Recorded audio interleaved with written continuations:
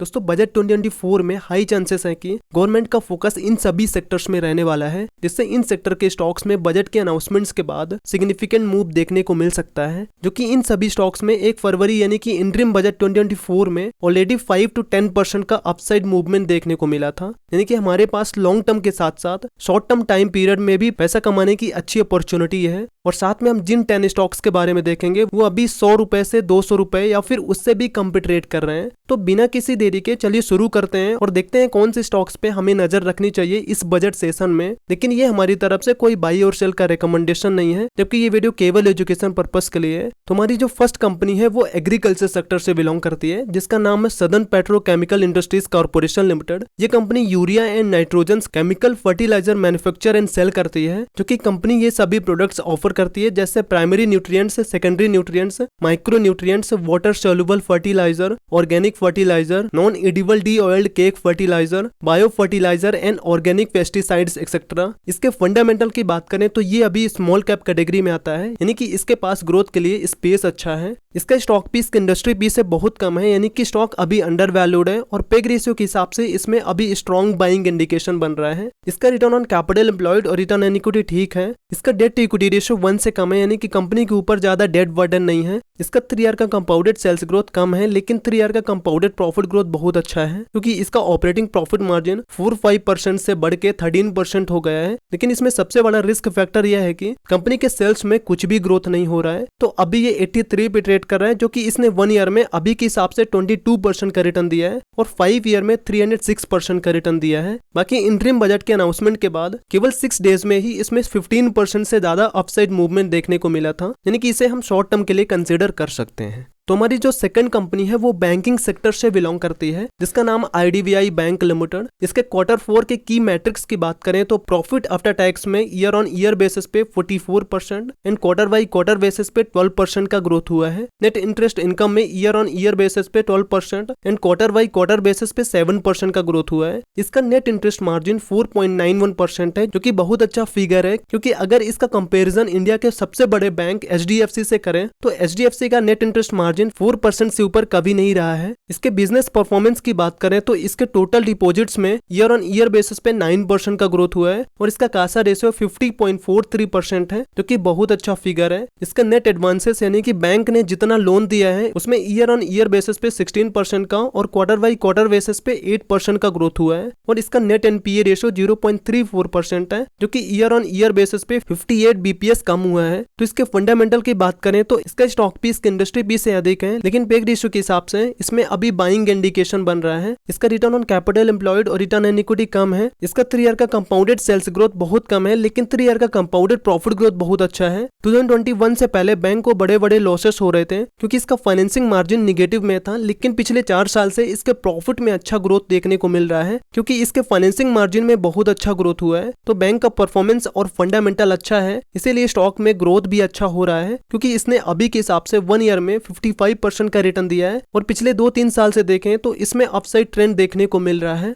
तो हमारी जो थर्ड कंपनी है वो रिफाइनरी सेक्टर से बिलोंग करती है, जिसका नाम है इंडियन ऑयल कॉर्पोरेशन लिमिटेड। ये company refining, pipeline, research and development, marketing, petrochemicals, natural gas, E&P यानी कि exploration and production, explosives and cryogenic के बिजनेस में एंगेज्ड है। जो कि कंपनी के पाइपलाइन सेगमेंट की बात करें, क्रूड ऑयल पाइपलाइन में कंपनी का 75% मार्केट शेयर है, प्रोडक्ट पाइपलाइन में 55% और टोटल पाइपलाइंस में 60% मार्केट शेयर है। कंपनी फ्यूचर ग्रोथ में इन्वेस्टिंग कर रही है, जैसे इसके मेजर ऑनगोइंग प्रोजेक्ट्स की बात करें तो पानीपत रिफाइनरी का expansion from 15 million metric tonnes per annum to 25 million metric tonnes per annum, जिसका एस्टिमेटेड कॉस्ट 38,231 करोड़ रुपए है। Gujarat refinery expansion from 13.7 million metric tonnes per annum to 18 million metric tonnes per annum, जिसका estimated cost 18,936 crore रुपए है। Barauni refinery expansion from 6 million metric tonnes per annum to 9 million metric tonnes per annum, जिसका estimated cost 14,810 crore रुपए है और ये सभी on going projects हैं जिसे आप वीडियो पॉज करके देख सकते हैं। और प्लान्ड कैपिटल एक्सपेंडिचर आउटले 2024-25 की बात करें तो कंपनी के मेजर प्रोजेक्ट्स के लिए 26,853 करोड़ रुपए का कैपेक्स प्लान है और इसके अलावा स्मॉल प्रोजेक्ट्स के लिए 4,056 करोड़ रुपए का कैपेक्स प्लान है।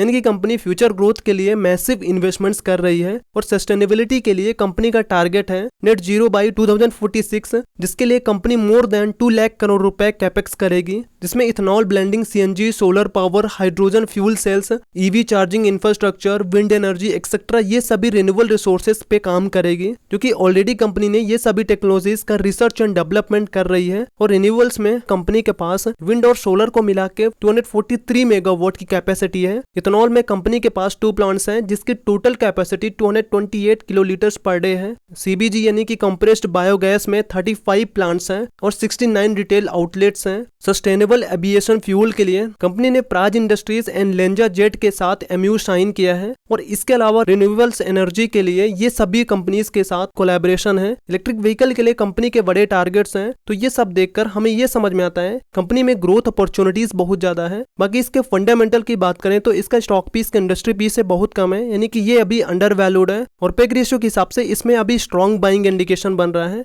इसका रिटर्न ऑन कैपिटल एम्प्लॉयड और रिटर्न ऑन इक्विटी अच्छा है। इसका डेट टू इक्विटी रेशियो 1 से कम है और इसका डेट इसके रिजर्व से कम है, यानी कि इसमें ज्यादा डेट बर्डन नहीं है। कंपनी डिविडेंड भी अच्छा देती है और इसका 3 ईयर का कंपाउंडेड सेल्स ग्रोथ और 3 ईयर का कंपाउंडेड प्रॉफिट ग्रोथ बहुत अच्छा है, इसीलिए इसके स्टॉक प्राइस में भी अच्छा ग्रोथ हो रहा है, क्योंकि इसने 1 ईयर में 66% का रिटर्न दिया है और इंटरिम बजट के अनाउंसमेंट के बाद केवल 7 डेज में ही इसमें 28% का अपसाइड मूवमेंट देखने को मिला था। तो इसे हम लॉन्ग टर्म के हिसाब से कंसीडर कर सकते हैं। तो हमारी जो 4th कंपनी है वो इंफ्रास्ट्रक्चर सेक्टर से बिलोंग करती है, जिसका नाम है IRV इंफ्रास्ट्रक्चर डेवलपर्स लिमिटेड। ये कंपनी हाईवेज सेक्टर में इंडिया की leading and largest integrated multinational transport infrastructure developers है। कंपनी के पास 800+ बिलियन रुपीस के हाईवेज एसेट्स हैं, 15,444 लेन किलोमीटर के रोड पोर्टफोलियो है, 10% मार्केट शेयर है पैन इंडिया टोल रेवेन्यू में और 38% मार्केट शेयर है TOT यानी कि टोल ऑपरेट ट्रांसफर प्रोजेक्ट्स में। इसके ऑर्डर बुक की बात करें तो एज ऑन 31 मार्च 2024 कंपनी के ऑर्डर बुक में 348 बिलियन रुपीस यानी कि 34,800 करोड़ रुपए के ऑर्डर्स हैं। तो इसके फंडामेंटल की बात करें तो इसका स्टॉक पीस के इंडस्ट्री पीस से अधिक है, यानी कि स्टॉक अभी ओवर वैल्यूड है। इसका रिटर्न ऑन कैपिटल एम्प्लॉयड और रिटर्न ऑन इक्विटी बहुत कम है और इसका 3 ईयर का कंपाउंडेड सेल्स ग्रोथ बहुत कम है, लेकिन 3 ईयर का कंपाउंडेड प्रॉफिट ग्रोथ बहुत अच्छा है। तो अभी ये 67 पे ट्रेड कर रहा है, जो कि इसने 1 ईयर में 159% का रिटर्न दिया है। तो हमारी जो 5th कंपनी है वो टूरिज्म सेक्टर से बिलोंग करती है, जिसका नाम है इजी ट्रिप प्लानर्स लिमिटेड। ये company travel related products and services offer करती है, यानी कि ये end to end travel solutions offer करती है। Includes air tickets, hotels, holiday packages, rail tickets and bus tickets as well as ancillary value added services. ये company India में 2nd largest online travel platform है। तो इसके fundamental की बात करें तो इसका स्टॉक पीस के इंडस्ट्री पीस से कम है, यानी कि ये अभी अंडर वैल्यूड है। इसका रिटर्न ऑन कैपिटल एम्प्लॉयड और रिटर्न ऑन इक्विटी बहुत अच्छा है। कंपनी के ऊपर नाम मात्र का डेट बर्डन है और इसका 3 ईयर का कंपाउंडेड सेल्स ग्रोथ और 3 ईयर का कंपाउंडेड प्रॉफिट ग्रोथ बहुत अच्छा है और साथ में इसका ऑपरेटिंग प्रॉफिट मार्जिन भी बहुत अच्छा है। वैसे तो ये 1 ईयर में अभी के हिसाब से निगेटिव रिटर्न दिया है, लेकिन 1 फरवरी यानी कि इंटरिम बजट के अनाउंसमेंट के बाद इसमें केवल 6 डेज में ही 12% का अपसाइड मूवमेंट देखने को मिला था। तो हमारी जो 6th कंपनी है वो स्टील सेक्टर से बिलोंग करती है, जिसका नाम है steel authority of India limited. ये कंपनी इंडिया में one of the largest steel making companies है, जिसे महारत्ना का स्टेटस मिला हुआ है, जो कि कंपनी ये सभी प्रोडक्ट्स ऑफर करती है, जैसे electrical steels, stainless steel products,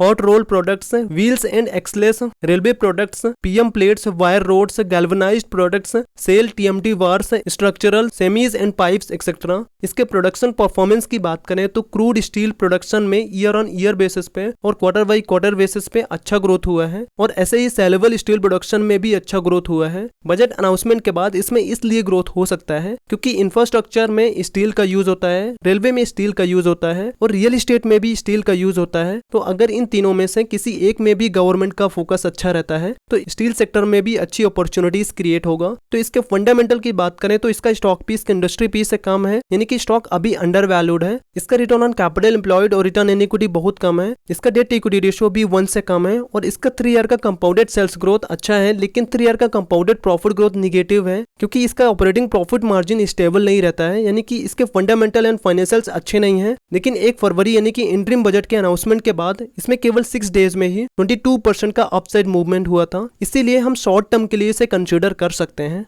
तो हमारी जो 7th कंपनी है वो एरोस्पेस एंड डिफेंस सेक्टर से बिलोंग करती है, जिसका नाम है अपोलो माइक्रो सिस्टम्स लिमिटेड। ये कंपनी ये सभी प्रोडक्ट बेस्ड सॉल्यूशंस प्रोवाइड करती है, जैसे avionics system, aerospace system, naval system, satellite space system and homeland security और सर्विस बेस्ड सॉल्यूशंस जैसे electronic manufacturing services, electronic and mechanical CAD, IT and software services, weapon and platform integration, hardware designing, embedded software design development and sustains, जो कि avionics में air space with advance safety critical products company offer करती है। Aerospace में pioneers in weapon system electronics, ground defence में ruggedised and reliable electronic system, space में border surveillance using satellite imagery और naval में ये सभी प्रोडक्ट्स कंपनी ऑफर करती है। कंपनी का बिजनेस बहुत अच्छा है, लेकिन इसका फंडामेंटल अच्छा नहीं है और स्टॉक अभी ओवरबॉट जोन में है, इसीलिए हम केवल बजट के हिसाब से इसे शॉर्ट टर्म के लिए कंसीडर कर सकते हैं। तो अभी ये 117 पे ट्रेड कर रहा है, क्योंकि इसने 1 ईयर में ऑलमोस्ट 100% का रिटर्न दिया है।